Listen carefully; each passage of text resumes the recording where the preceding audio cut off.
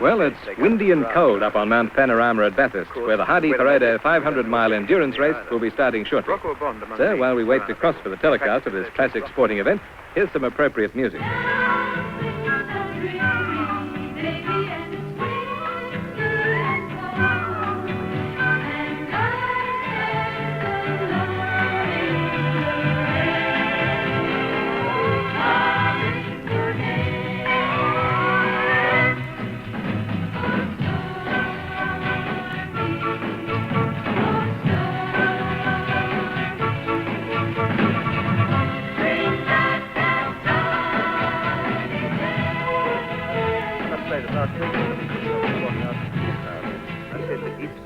Lots of glum faces and damp people watching the track come alive.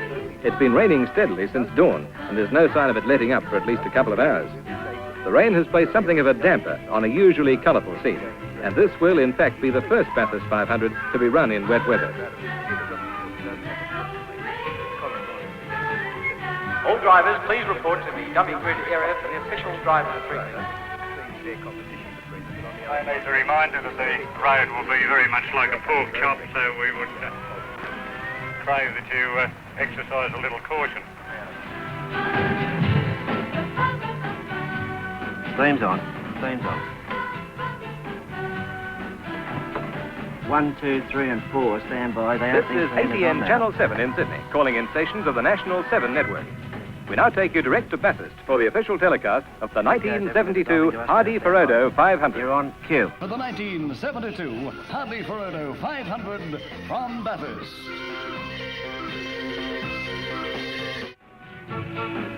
And the cars are coming out now.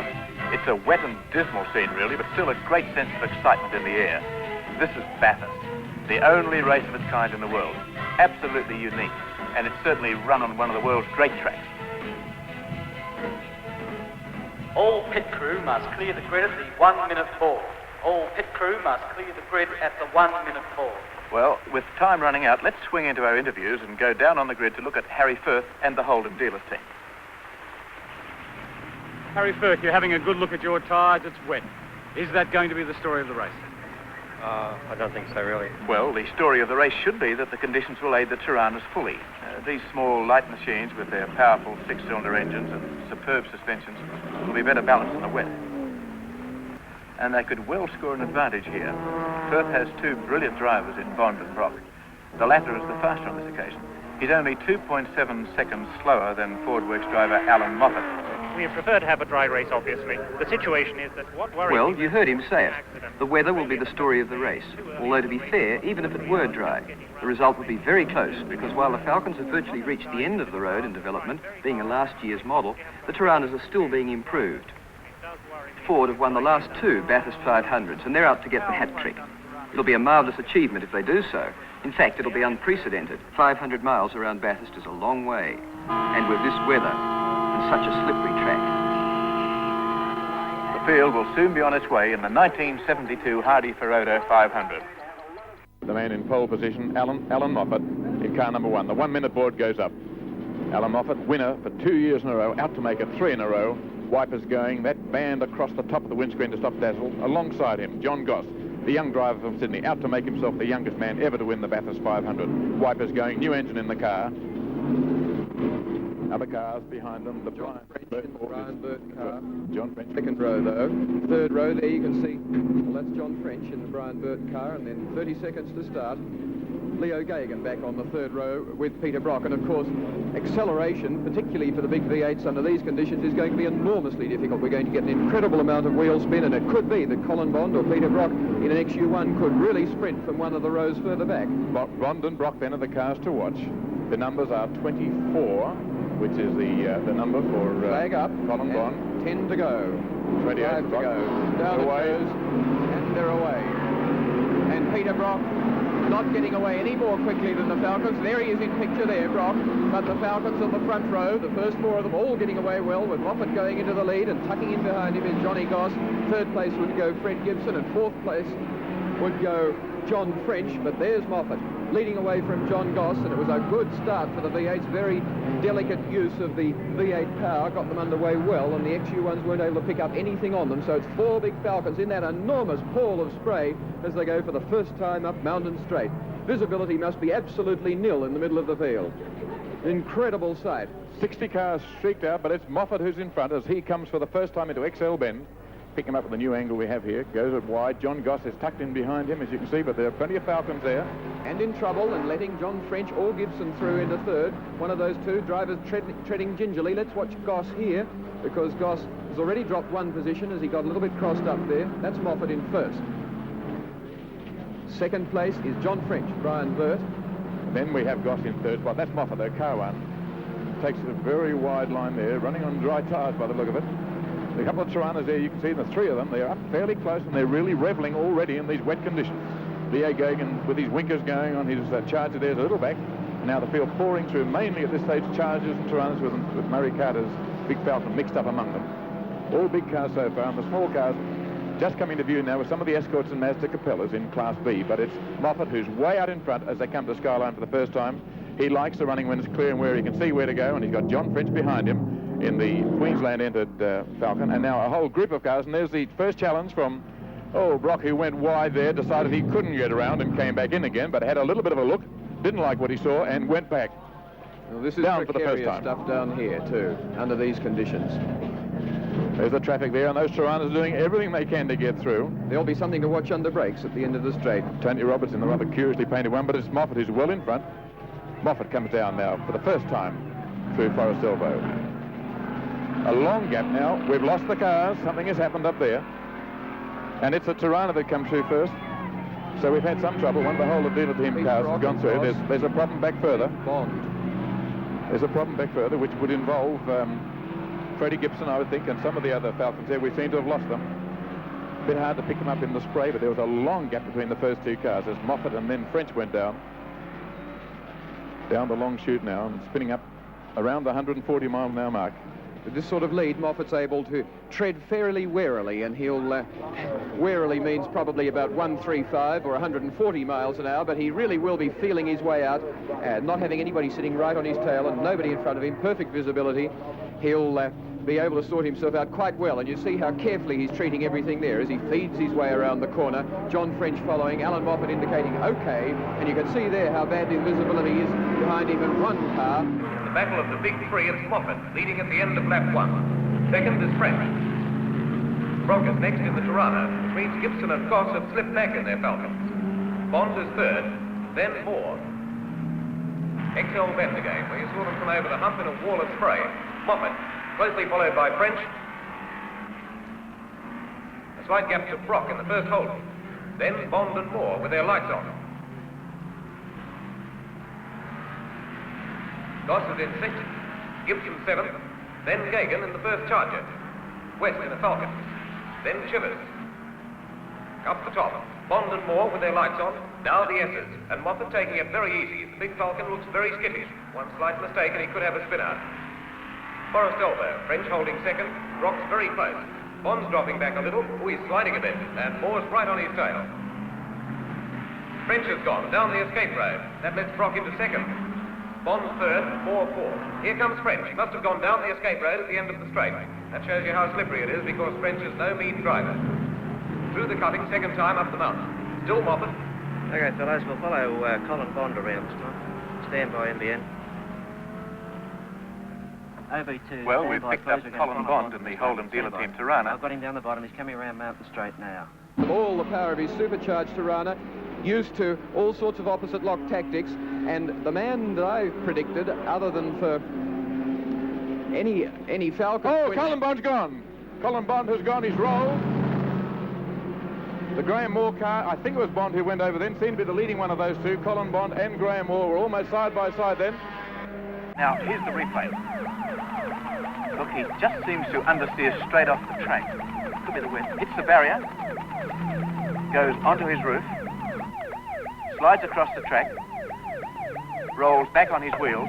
It looks as though he hits a drain or an obstruction of some kind because he goes again. This is a bad one. That could be an end for end. I think he must have hit a patch of wood. Bond gone, Holden's hopes right with Brock and Moore, and they're pushing Moffat hard as he escapes the big Falcon down through the S's. Moffat at least will be glad that he's got one of the nimble Tiranas off his back. Colin Bond is all right. Once it left the road and got to the dirt, there was no controlling and hit the Armco, ran up on two wheels for a while, then sort of fell on its roof and just slid across the road and finally finished back on its wheels again on the other side of the road. Situation is that you'll see there's a very good private Tirana right behind Brock. So that, like us, Harry's got some good backups in the private people. The race is in very early condition. It's a shame for the opposition they should lose a car this early. His charger, he's in the pits at the moment. So they go through. Moffat followed by Brock, followed by Graham Moore. Those three stretching out from the rest of the field as they go along pit straight to complete their fifth lap. Start on their sixth. Then John French is holding down a good fourth place in car 5. Still Leo Gagan holding down fifth place in his charger, car 2. And that, of course, is the leader. He's led most of the race. Lost the lead for a few hundred yards. And Brock's got him, slipped through on the run down to Forest Elbow. Moore's looking for a way past 2. The Falcon's definitely slower across the top where it's treacherously slippery. Moffat will pull out the stops down the straight. Now let's see who leads past the pits. Yes, it's Moffat again. He might be taking it easy up the top, but on the straight, he's giving the V8 all it's got. Up the top again, green park. Brock held up by traffic a little, and Moore's gone. Must have spun somewhere. And here's French with the foot down, now in third, out after Brock. There's Leo Gagan. According to our chart, he's up in fourth. And French has forged his way back to second. A great effort by the Ford driver. There's John Goss, back a fair way. Started in second slot, but 4 tyres and a quick pit stop has dropped him to, must be about 7. There's Gibson with Shivers in the charger, giving him a hard time. Picking up Fred Gibson in a moment in the Works Falcon. He's a fair way down after a moment on that slippery first lap. Gibbo's going. And look, he's gone. Gibson's No, wrong. look, he's still going. Hey, look, just missed him. That was a fearful accident. The Falcon took a real hammering, but Gibson stayed with the car, and his harness should have saved him from any injury. Yes, there he is. He's all right. You'll notice how the roll cage protects him. That's great. Stand by. Studio D. Let's do a replay in slow motion. Gibson. Thank you. 2 drivers out. Roll it when you're ready. So many tyre disasters. We'll go back and pick him up. We're watching Bill Brown. There goes his car. 7th outright at this stage. And on his second roll already. Boot is open. Gibson inside, head flailing around, but holds the keel in place with the full harness, seatbelt. Car's right up in the air, nothing touching. Comes down now. Front wheels tilted, as you can see. Boot open, damaged from having hit the bank so hard. The car behind just swinging out. And a fairly shocked driver taking evasive action. And Gibson walked away okay from that crash, went in 7th position. So we've lost 6th outright car, Wayne Negus. We've got lost 7th outright car, Fred Gibson, and 10th outright Bill Brown. So if that isn't a change of place in about a lap and a half, nothing is. We saw you in rather animated conversation with Fred Gibson. What was he telling you? What happened, basically, he said it's so very muddy up there, you can't miss out by half an inch. He had the car go round twice, backwards, and then went in, unfortunately, to the bank. Well, if 2 top drivers like Fred Gibson and Colin Bond can go out, this indicates just how dicey things are. Anybody who's still out there is doing well. Moffat spun. He's up a bank at Reed Park, near where Bond went. That's 2 quick body blows to Ford. Gibson crashes, and now Moffat in trouble. That puts Brock and the Holden Tirana into first place, because French has fallen into the pits with tyre trouble. The Works Tirana has hit the number 1 slot. There's Moffat and Moore in close company. Moffat still in second, Moore holding down 3rd place. Brock safely in 1st place. Moffat doesn't seem to be gaining on him that much, but the weather's definitely finding up, and once the track dries, the Falcon will cut into the deficit. But Moffat's coming in, and it's not a scheduled stop. He's quite a few laps early. The car might be in trouble. Yes, it's tyres. This is bad luck for team manager Marsden. Gibson gone, and now Moffat in trouble. Moffat's got the capacity to make up for leeway because it doesn't look like a long stop, but it must be galling sitting there while Brock and the other front runners get further ahead.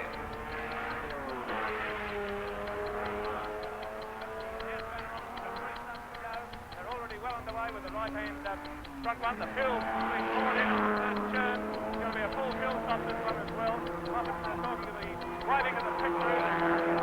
Moffat's talking to somebody, not getting any action. Frank managed. Out he goes in barely more than a minute and a half, but he's now in 6th. And there's a development. Alan was under the impression that we had finished and started the car. We immediately stopped the car and then we started again as we had completed the fueling. In other words, no advantage. There's Harry Firth telling Brock to ease off, since in straining the car, Firth obviously thinks Brock can hold his lead through pit stop. Kramer up the top, and Alan spun his Charger. Pity, he was making up a lot of ground. And now John Goss is in trouble. We made a wrong decision on tyres. We anticipated that the weather would lift earlier than it has. And so we found ourselves out there in heavy wet conditions on a semi-slick type tyre. It cost us a lot of time, but we'd recovered from our 12th position. We'd worked back up to 7th when we had an engine tighten up, and I just had to switch off going up and down straight. They're bringing Peter Brock in for his first pit stop.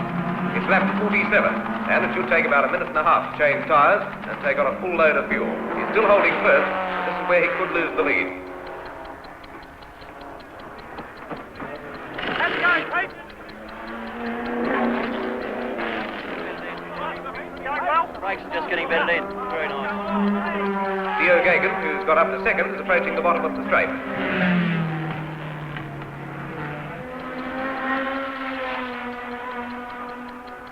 Gagan's taken the lead in the Charger, but he shouldn't hold it for long because he's due for a stop. And the Holden dealer team mechanics are working very quickly, so Brock shouldn't lose too much ground. A lot of people out in the foreground. Harry Firth standing in the background and calling out instructions and pointing what he wants done.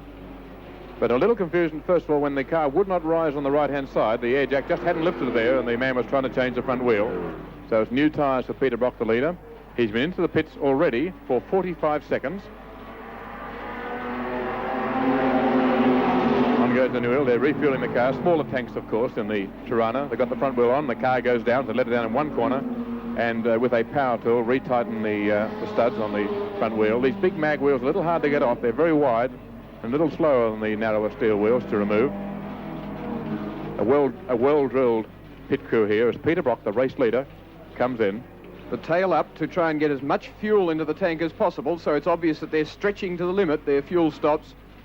But they've topped it right to the brim with the car in the air. Then with the cap on, they've lowered the car. Peter Brock's firing up and will shortly dart away. Behind him is Leo Gagan in car number 2, the Charger. Then Graham Moore, who's made a pit stop and therefore would have changed position, and then Doug Chivers. Peter Brock was out in 1 minute 30 seconds, which was a quick pit stop, full load of fuel. Chivers, driving a consistent race and holding off from making a pit stop, is in 3rd.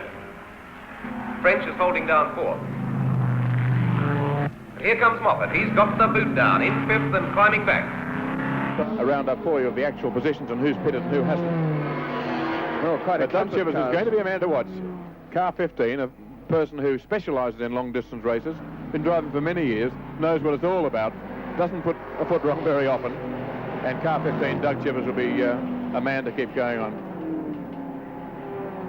News has just come through, by the way, that won't please the Ford camp. Alan Moffat has been penalised 1 minute for leaving the engine running while the car was refuelling. There is a regulation that the engines must be turned off.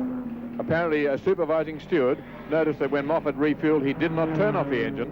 With all the noise going on, I can't blame him for not hearing it, even though it's a straight exhaust. But they have imposed a penalty of 1 minute. So Moffat now has not only to catch Peter Brock, who is in front of him, and Moffat, in fact, is running in about 4th or 5th position at the moment, but he has, in fact, to get 1 minute back in time that was applied to his total running time as a penalty for leaving the engine running. And there is Doug Chivers, the man who's running so well in the Charger, going down through Forest Elbow and about to go spearing off down Conrod Straight. Gagan has pitted. Brock's back in the lead, but we've just heard that he's also been penalised a minute for a refuelling miscue. They docked us for a minute, and there are circumstances which we feel are wrong. You see, the cap, one of the tags pulled out with the filler, and they put it on, and he started it, and then they made him stop it. They took it off and fixed the tag, and then put it back on again. And he started again. So that does not contravene the rule. Ford will be a lot happier now. That brings Moffat a lot closer. And pit calculations show that by three-quarter distance, Moffat should be breathing down Brock's neck. He's got all the stops out. Ford pits are keeping him well advised, and he's making up huge amounts of ground with laps approaching record speed. The Holden dealers team pit will be watching his approach very carefully. Brock's pit are obviously aware of the danger from Moffat, but at the moment they're more concerned with French. He's gone past Shivers and he's reeling in Brock very quickly. But he still has 2 stops. The track now is quite dry. Peter Brock, by the way, is leading in Class C, but let's see how the class is going in the this class, which is mainly for Falcons and Chargers, the 4-speed version. And very interesting it is too, because you see just how well these Chargers are going. In fact, the story of the race at the moment at this stage is that the Chargers are presenting a most unexpected challenge for honours in this year's Hardie Ferodo 500. Doug Chivers is leading in this class and second on the road, only a few seconds behind Peter Brock. They've both covered 52 laps. Peter Brock is leading in the Tirana XU1. Doug Chivers less than 3 seconds behind in second place in the Charger, but still scheduled to make a stop. John French third and leading in the Falcon V8s. Alan Moffat behind him, then Leo Gagan behind him, and that's the order. And this is the Class A position. Jeff Perry going well and very quick in his Mazda 1300, Mel Wallison behind him, and then a swag of Datsuns. In the pits that Jim Murcott, one of the favoured drivers in Class B in car 40, the Ford Escort, is in the pits and too ill to continue. He's suffering from a stomach upset, something that's affected a few of the people here. Oh, there's Bruce McPhee in 31, again going the wrong way around. Maybe he wishes he did have racing tyres like some of the others, and once again in the rather unpleasant situation of being on the wrong side of the road. He needs a push. As you can see, he can't start the car. It's stalled and locked on, and he's waving to officials that he needs some sort of help, and he'd like them also to wave the flags to keep someone out of his front door. The Class B situation is interesting, Evan, with 2 Escort twin cams in first and second place. Jeff Leeds in car 44 in first in class, and Bo Seaton in car 36 second in that class.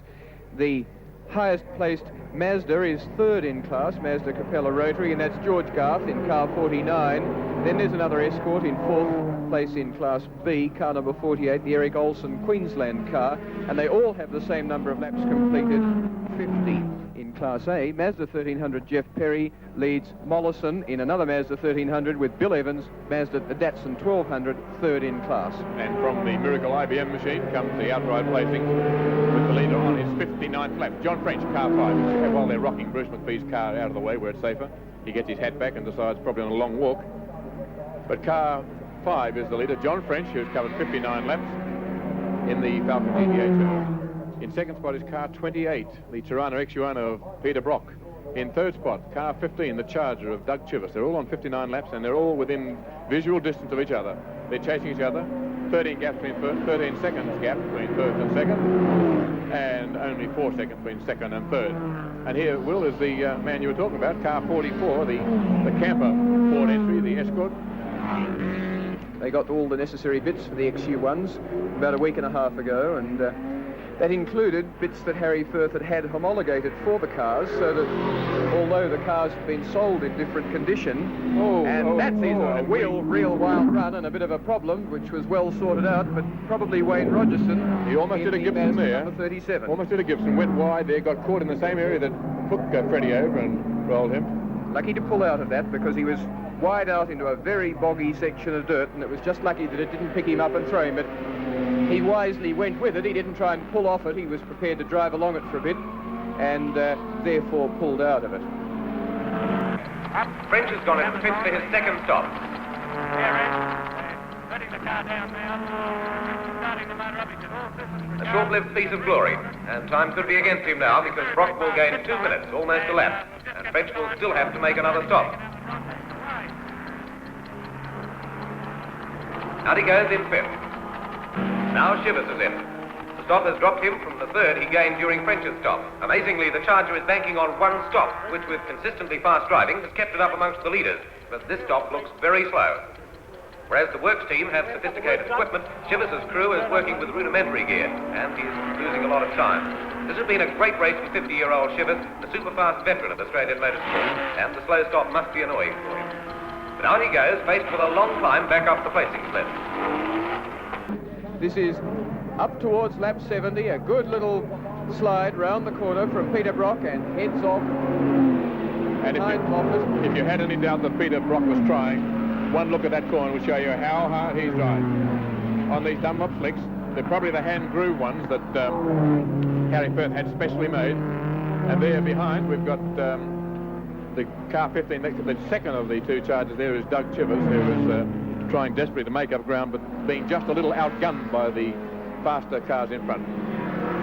Rogerson, George Garth, Bernie Henley have all had to make 2 pit stops before half distance in the Mazda Capella rotaries. The little Fiat 850 of Gary Leggett there, number 69, was the one who did a fair amount of tail wag as he followed the line he wanted. Peter Brock in a very distinctively painted Holden dealer team Tirana 28 in pursuit of Alan Moffat, who has repassed him. They've had a bit of a duel. I wasn't sure to say duel with dice. They've had quite a contest most of the day. It was Brock who presented the first serious challenge to Moffat, and it was Brock who passed him on the 4th lap. And it was Moffat who repassed him again on the same lap, and they've gone in this way for some time. Then Moffat, when being harried rather severely by Brock, went off on Forest Elbow and lost almost 40 seconds there to Brock. Interesting information, Evan, from the IBM computer keeping track of the race is that Alan Moffat has now hit the lead. Alan Moffat in car 1 is back into the lead, and of course that's not counting his minute penalty, so we'll have to determine how far in front he is of the second placed car to determine whether he actually is on race time overall in first place or not. But on the road he is back into first position in car 1. That's where he wants to be. He knows he's got the minute penalty. The signal's been sent out to him by his pit crew, so he wants to get back in the lead, and you saw him pass Peter Brock earlier on, and now he's got to stretch out that lead and get another minute in hand. Now both Brock and Moffat are scheduled to make one more stop. Moffat, because he came in a little early due to his mishap, may in fact have to make 2. If he does, it'll be a very rapid change. This is Moffat trying to get distance now, not trying to wear the car out. Got to try and conserve fuel a little bit, yet has the agonizing problem of deciding how fast to go to try and make up an extra minute that he must overcome to dispense with the disability of having been penalised 60 seconds by the steward for refueling the car and not switching off his engine. The steward who observed the refuel pointed out that he'd refuel with the engine running. That's against the rules, and they imposed a 1-minute penalty. And so Alan Moffat, winner of the last 2 500s here at Bathurst, has to not only stay in front of Peter Brock, but has to open up at least a 60-second gap. And the prediction that Alan Moffat made a month ago at the end of the Sun 7 series at Amaru Park is already true, that whoever wins the race at Bathurst will not lead the whole way through, and that couldn't have been truer because we've seen John French, Leo Gagan, Peter Brock, Alan Moffat and others all in the lead of this Hardie Ferodo at some stage or other. It really is a fiercely contested race and one far from being resolved at the moment. Is it going to be Falcon V8, GTHO now with spoilers and wings removed, but with bigger, wider and bigger diameter alloy wheels, or is it going to be uprated XU1 Tirana with 3.3 litre motor and recently homologated lightened crankshaft, lightened flywheel, different rate springs, different camshaft, or is it going to be the 4-speed 302 brake horsepower Chargers? The picture at the moment isn't clear, but except that it's hard fought, hard contested, and any one of those cars could win. Moffat's come in for his second stop. He will lose a good 2 minutes here, which means that to be with Brock at the flag, he will need to drive even harder. Let's watch this stop, because we understand that after his minute penalty for starting the car's motor during his first call to pit, that officials are going to keep a close eye on him. Mechanics will also keep a close watch on the situation, because any further delay could be fatal to Moffat's chances. Looks like it's going to be a fast stop too.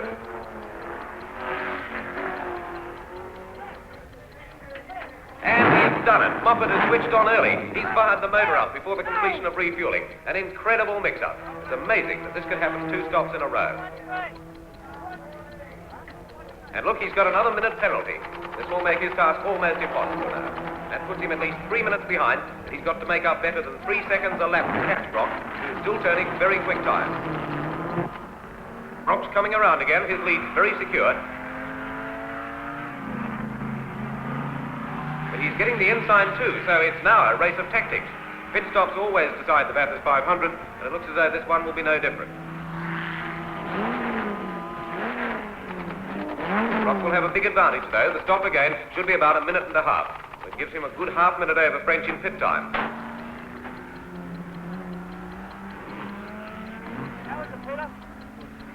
Going well, no problems at all.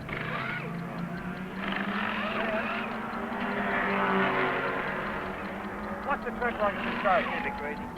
Still greasy? Bit of rubber around the way. Another drink. And he's out. Time in the pits, 1:27. And Moffat's failed to get to him. The Works Falcon has missed out by 12 seconds. And with one pit stop still to go.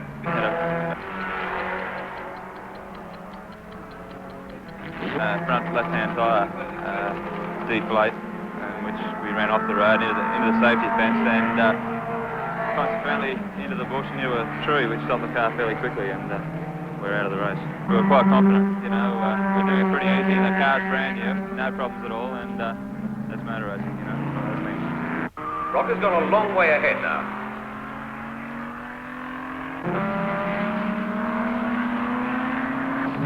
Gagan in trouble. He's in the pits with electrical problems. His crew's just replaced the battery, but it'll mean a push start. He is second of the race, and this will mean another minute penalty. Though, on our calculations, that's going to drop Gagan back to around 4th or 5th, behind Shivers, with the lead being fought out between Brock and French. There's Brock, the leader, still nicely out in front, but French is closing the gap, although he's still got that one pit stop to go. And with less than 2 hours now left for the running of the 1972 Hardie Ferodo 500, there's been plenty of drama. Alan Moffat, the man who won the race in the last 2 years, has had all sorts of trouble. Murray Carter's pulling out in the pits, and that's a place that Alan Moffat in car 1 has been visiting, and he's going back in again. Since we last saw you, he's been into the pits twice. The first time for a scheduled stop, no brakes by the look of the way the car's being slowed up then. The first time for a scheduled stop, and Alan Moffat did it again. He was penalised again another minute for starting the engine while the car was being refueled, so he now carries a total of 2 one-minute penalties. And then, a little later, he came back into the pit, had a long break there with the bonnet up, and he stayed in the pits for 6 minutes and 15 seconds. Alan Moffat, it seems, has lost the race. I can't see how on earth he can now make up the time that he's lost. Alan Moffat, chasing his 3rd successive win, with a total of 2 minutes penalties for starting the engine while refueling the car, and then 6 minutes, 15 seconds in the pit last time. Alan Moffat. 31 years of age, born in Saskatchewan in Canada. Came here and campaigned Lotus Cortina in 64, 65, and used to go across the causeway at Warwick Farm on 2 wheels in his more hairy days. Went back to America, drove in 24 and 12-hour races over there. Went to Carcraft, Ford's experimental division. Ran in teams, in the Lincoln Mercury team with Parnelli Jones and Dan Gurney, and that's mixing in world-class company. Came back to Australia in 1968 to settle here, married an Australian girl, and has been campaigning here ever since, mainly with his Trans Am Mustang, but from time to time and very effectively and in a very serious way in series production cars for FOMOCO. Alan Moffat sitting in the car while the mechanics work it. The report is they've got a problem with the brakes. You can see adding brake fluid. It's master cylinder trouble, apparently. Here's drama, an unscheduled stop by Moffat. Last time in, he was complaining about the Falcon's brakes, and this could be the reason for him bringing the car in so soon. Yes, it looks as though the mechanics are checking out the system. No effort to change tyres. No one's worrying about topping up the fuel tank.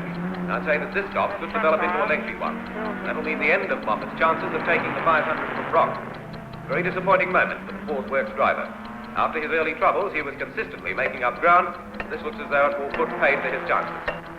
There's the mechanics working on the brake line. A very unhappy Howard Marsden. Must be a bitter moment for him. But at least he and his driver and the car are going down fighting. The rundown in class in the overall positions at the moment on the IBM computer. While you see Alan Moffat in the pits there fritting away the race, you'll see that he was in 2nd position on the same lap as Peter Brock. Had got in front of him when we last left him and was drawing away, but then made 2 stops. And Brock is now back in front. 1 lap clear of John French, but he's lost a minute as a penalty for having started his engine while refueling.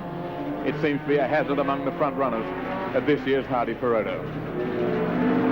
Gagan and Chivers up very close, as you can see, in the 2 charges. And Murray Carter, who hasn't been going quickly but has been going regularly, is up there in 6th position. Don Holland in the Tirana is in the next challenging XU1. And a very good effort is Jerry Lister's effort there in the McLeod, Kelso and Lee entry from Newcastle. This is the Holden Tirana that has been going so well. We've lost Graham Moore, incidentally. We He dived off at XL Bend and into a tree just before we went to lunch. So Graham Moore's race is run. And of course, he was one of the highest placed of the XU1s at the time. Graham Moore had been going very well and looked to be a real chance.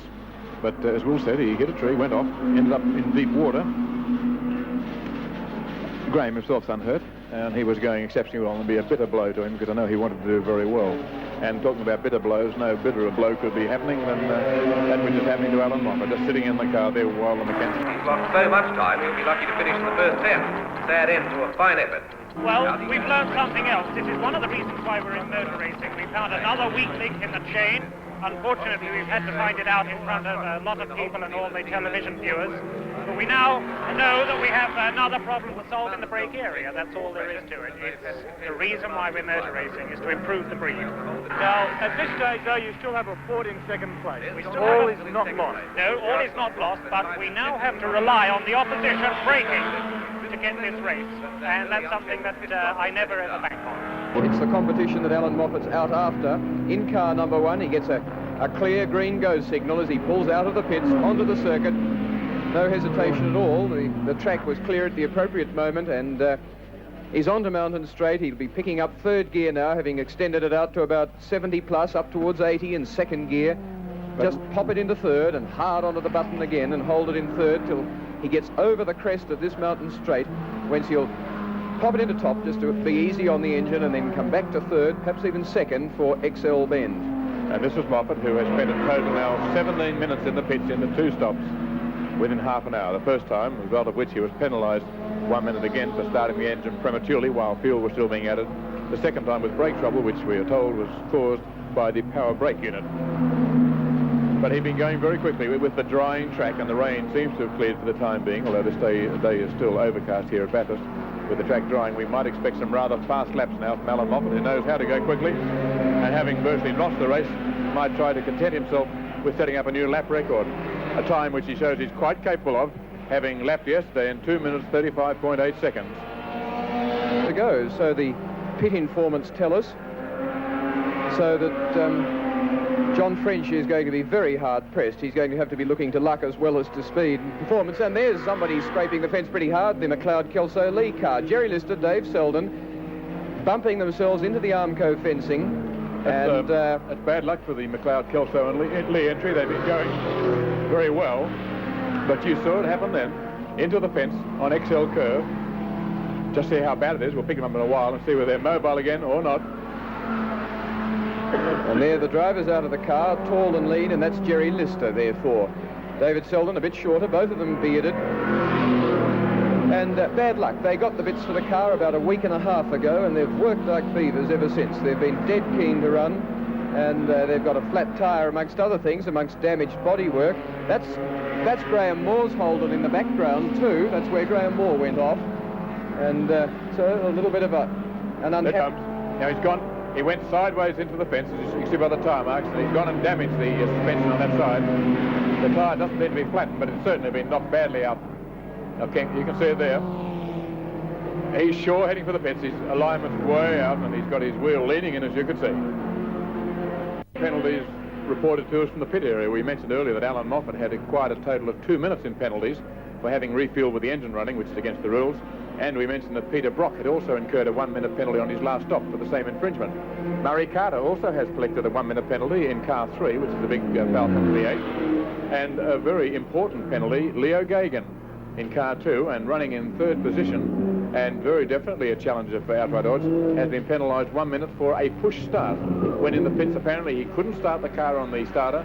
They had to push it, and that was worth a 1 minute penalty. Well, Gagan coming into picture too. He'll be down at Forest Elbow in just a moment. Just behind this Datsun, there he is. That's Leo Gagan, penalised a minute. Now, this is a very wise tightening up of regulations here, and you see a car running a little bit wide there out of Forest Elbow, but all under control, and that's the one we've been following, Bill Evans. But this is very wise. We've never yet had a fire in the pits at the 500 here, but those who have seen pit fires break out in long-distance races overseas, they are a very fearsome thing. When you get a petrol fire, all hell breaks loose, and that's the thing they're trying to avoid, and very wisely tightening up on people starting motors whilst refueling's in progress. look at this. The race just about run, and drama in front of the pits. Murray Carter has put his Falcon into the fence at Murray's, and he doesn't know that the bodywork is ripping into the tyre. He'll be lucky to get around the track, and he has to do that. Regulations say he can't back up. Carter's made it in. Look at that tyre, shredded to pieces, and look at that battered bodywork. Mechanics are rushing in to get him out on the track again because Carter has the capacity to finish around about 10th. Driven a sure and steady race. Must be galling to be sitting in the pits like this with mechanics tearing at the car. And they're hacking at it too. There's no time for niceties now. There's some bodywork in the road, so the mechanics are chopping it off. It's the quickest way. There's a good look at the ruined tyre. A final beat on the mudguard to make sure he's got clearance. You can see a little bit of persuasion there with what appears to be the back of an axe. It's the front of an axe, yes, I had my ends wrong. He's got the sharp end there, and he's doing a little bit of body modification. If you can't bend the mudguard out of the way, just take the mudguard away, and he's chopping away at the metalwork there so that Murray Carter has some sort of clearance for him to turn the wheel. You saw before how he was rubbing on the wheel. Oh, well, everyone knows it's Murray Carter Motors destroying some of the sign running there with the axe. Well, reminds me of the story in one of the old Ampol trials years ago when a VW hit a cow up in northern Queensland. The mudguard was badly bent. The driver stopped within view of the homestead, got an axe out and cut the mudguard off. The woman in the home then phoned the police and said, there's a man gone mad here and he's attacking his car with an axe. Well, the same sort of thing's happening in the pits, except everyone knows the reason. He's just clearing it, cutting away the front of this magnificent $5,000-odd GDHO Falcon, which has probably had $5,000 to $10,000 spent on it in preparation, and he is doing a fairly effective, if rather savage job of providing wheel clearance for Murray Carter. It frightens me, Evan, that Murray Carter's business in Victoria is as a body repairer and body builder, so that I don't take this as a running commercial for the establishment. Well, it might be the way they prepare to put on the new mudguard. 5 laps to go, by the way, in the race. The leading car, Peter Brock, has only 5 laps to go. Harry Firth, prior to this race, has been... Nobody really knew whether he was putting on a strong face or whether he really did have the potential to win. But under the conditions that we've seen today, of wet track early and bad visibility, and now clearing conditions and a good, clean, dry track, Peter Brock has run an exceptionally good race, and so too has Doug Chivers pictured there. But Peter Brock particularly really has run extremely well, and it looks to be his race, and it looks to be Doug Chivers' 3rd place. He's running in that position in car number 15 at the moment, behind the best placed GTHO Falcon, car number 5, which is currently, well, being driven all through the race by John French. The Holden dealers team pit is making certain that Brock realises that French is in the runner-up slot, and that as long as the purple Falcon doesn't pass him, he's got the 500. There's Carter out again with his body modifications. French is trying very hard over these closing laps. It's been a magnificent effort by the Queensland driver, and 2nd slot will be fine reward for his efforts. Brock's pit obviously wants a little more room between their driver and French, because the official lap scoring system suggests that Tirana is only 68 seconds ahead. By the time you take away the minute penalty, that's not much. And French is finding that all of a sudden he's not gaining, so his die is cast. He will finish in 2nd, Chivers will get 3rd position, with Gagan slipping to 4th because of the penalties for push starts. Brock has shown that he and the Tirana have been saving something for a last-minute effort.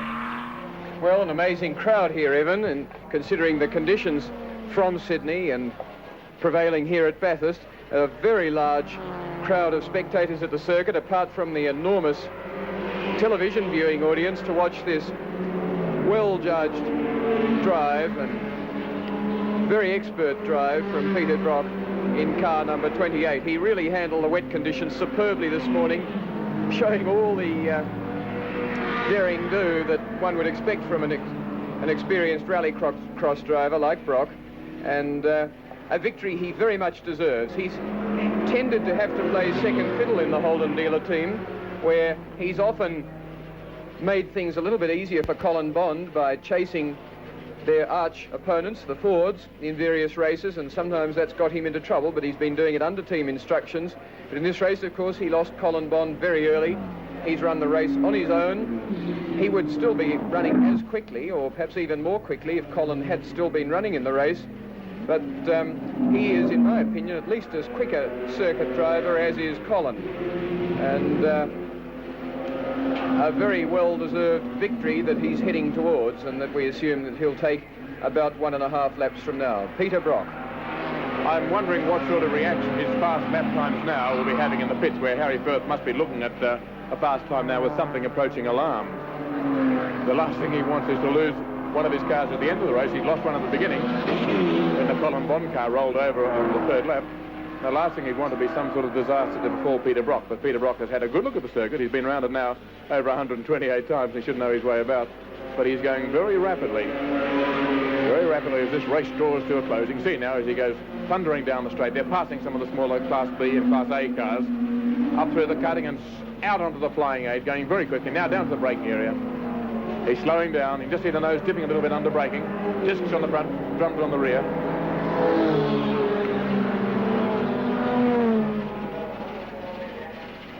Peter Brock now. You can see the last lap board going out.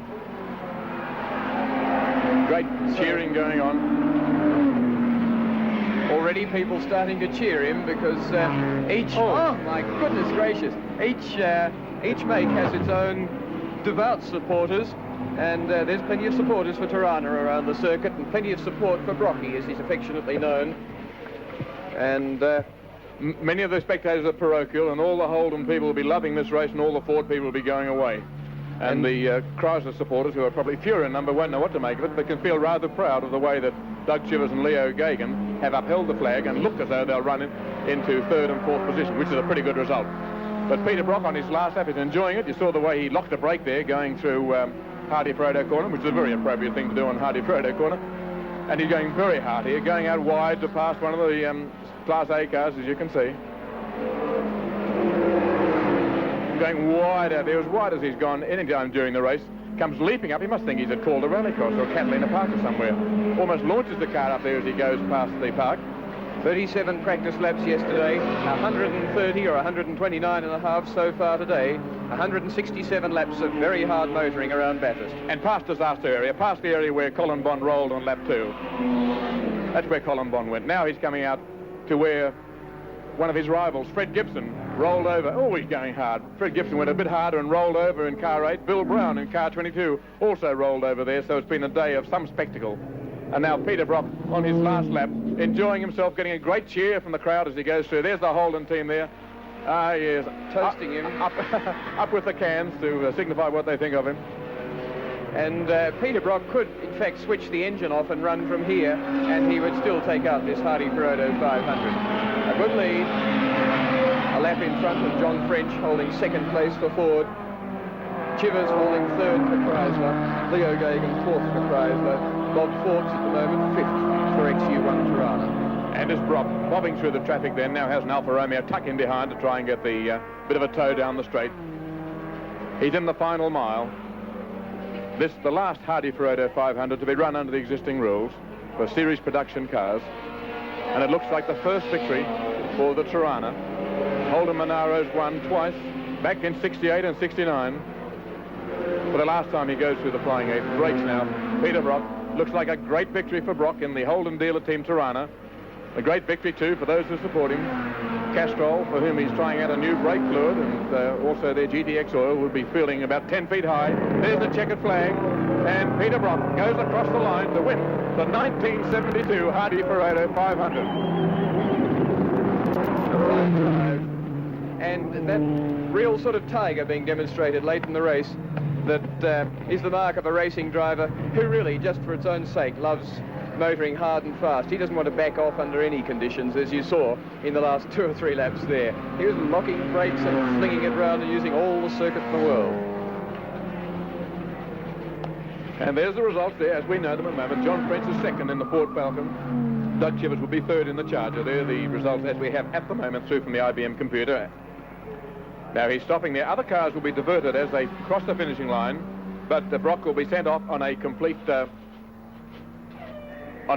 lap, and he'll pick up the checkered flag at the top.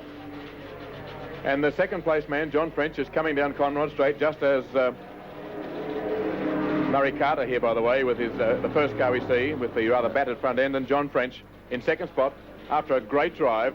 The checkered flag gets waved out for John French, the Queenslander, who has achieved a great result here for Ford, salvaged some of their reputation after a disappointing drive, losing one of their cars in a roll at the top when Fred Gibson went, and then having Alan Moffat, the man they expected to win and the man that most people expected to win, be troubled by a brake line ailment which kept him in the pits for 17 minutes on 2 occasions, for a total of 17 minutes, and virtually eliminate him from a chance of making it 3 in a row. Well, believe it or not, despite the conditions earlier today, the race ran about 6 minutes faster than last year. Well, the time last year, 6 hours, 9 minutes, 49.5 seconds. And there's Lightning Leo Gagan, car number 2, coming into 4th place. And Doug Chivers just behind him, waving there to get 3rd position. Leo in 2 is in 4th position, and Doug Chivers in 15 with the stripes on the roof. Actually a lap in front of Leo. And that's not a bad result for Chargers. It's been a real sprinkling, in fact, of results. Holden have won, which is what all manufacturers wanted. Ford have got 2nd, and Chrysler with their Chargers have come home in 3rd and 4th position.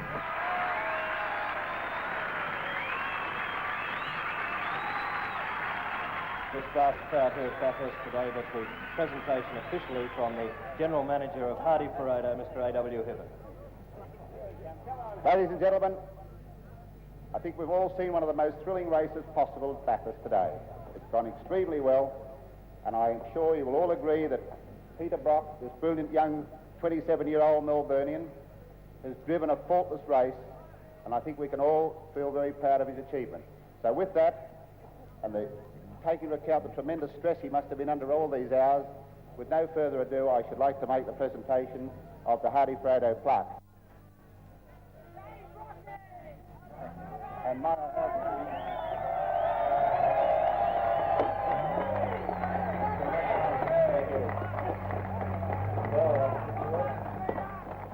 Thanks very much. It's well, it's a bit strange to be standing up now after 6.5 hours running around in the old Tirana, but well, I can't believe it's all over. I kept on thinking the race wasn't going to finish naturally enough. The laps just wouldn't go fast enough. In fact, I think Harry Firth got out there and told me to hurry up because I was going to sleep at the wheel at one stage. Thanks to Hardie Ferodo for putting on this event. Of course, this is the last year under these rules, and it's a bit of an added pleasure to win it in series production form. And we won the last one, ran as a series car. My sponsors, Castrol, Levi's, Pilkington Glass, and TAA. I'd like to thank them very much for making our team, financing it and helping it along to the standard which it is now. And Harry Firth and the boys, Ian Tate, Peter Burns and Frank Lowndes and another 10 or so of other fellas, they've done a fabulous job. Thank you.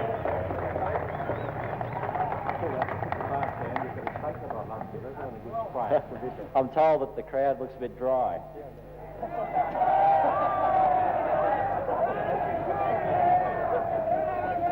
To the 7 Network.